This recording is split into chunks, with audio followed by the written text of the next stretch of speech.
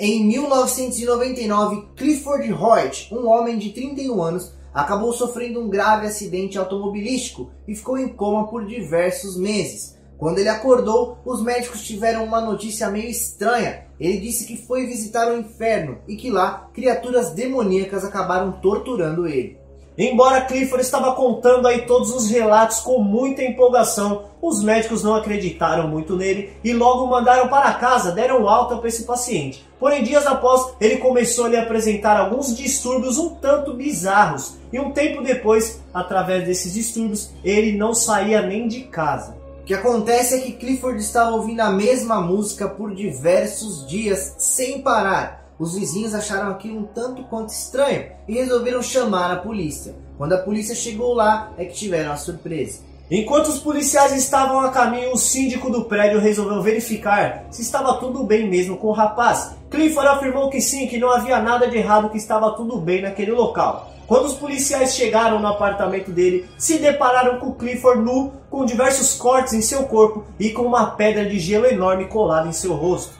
Quando questionado, Clifford disse para a polícia que aquela música ajudava a acalmá-lo e também a espantar as criaturas demoníacas que tentavam pegá-lo. Já a pedra de gelo tinha uma outra explicação, ela ajudava a esfriar o seu corpo, porque toda vez que os demônios tentavam agarrá-lo, o seu corpo queimava.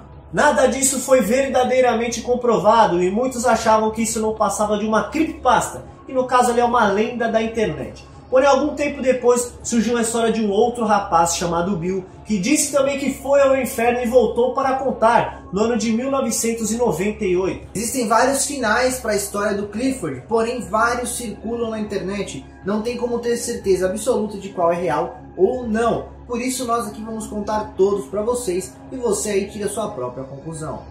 E nós aqui iremos continuar todas essas histórias bizarras, mas antes, se inscrevam no canal, ative o sininho das notificações e dê aquele joinha, pessoal. Esmaga o dedo no like para ajudar a gente a trazer sempre o melhor conteúdo para vocês, beleza? Sem mais delongas então, roda essa vinheta!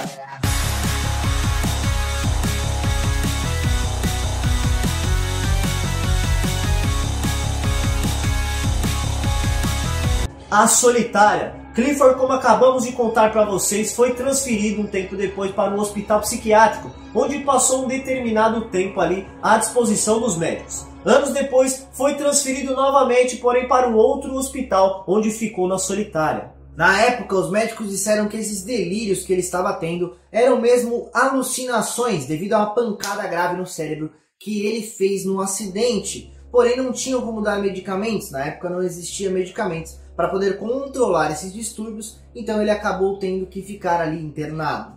Esse hospital se chama Forest Haven, fica em Maryland, nos Estados Unidos. Como se isso já não fosse o suficiente, hoje em dia ele é considerado um dos prédios mais assombrados do local. Uma outra versão para o final seria a internação forçada, onde a família de Clifford teria conseguido com um juiz uma liminar para poder internar o rapaz contra a sua vontade. E depois que ele foi internado em um hospital psiquiátrico, não se teve mais notícias sobre ele. Alaska, uma outra galera aí acredita que Clifford não foi para nenhum hospital psiquiátrico não, que ele ficou morando um belo tempo ali em seu apartamento e logo após se mudou para o Alasca, onde era muito frio, seu corpo esfriava e ele recebia médico diariamente em sua nova casa. Também temos uma outra história de um médico indiano que ficou 25 anos trabalhando como anestesista. E nesses 25 anos ele ouviu muita gente falando de experiências de quase morte, aonde os pacientes alegavam ter visto a luz no fim do túnel. Para ele eram delírios causados pela anestesia ou até mesmo o próprio sonho, truques que o cérebro fazia ali para deixar a pessoa um pouquinho maluca enquanto os próprios médicos tentavam tirar eles da morte. Inclusive, quando o médico foi perguntado sobre o que ele achava dessas coisas aí, dessas afirmações dos pacientes, ele disse que para ele era tudo porcaria. No entanto, tudo mudou em 2010, quando ele mesmo teve que ser internado devido a um câncer de próstata e passou por uma experiência bem diferente. De repente ele disse que seu estado de consciência foi um pouquinho alterado, que enquanto ele estava ali no sono profundo, ele sentiu como seu corpo estivesse subindo, praticamente ali parecido quando você sobe em um arranha-céu de mais ou menos 20 andares. Ele afirmou que se lembra de tudo, de todos os médicos dentro da sala de cirurgia, contando piadas, conversando, do seu abdômen aberto e também da sua mãe e sua irmã a quilômetros de distância da onde estava sendo a cirurgia, quando de repente tudo ficou escuro.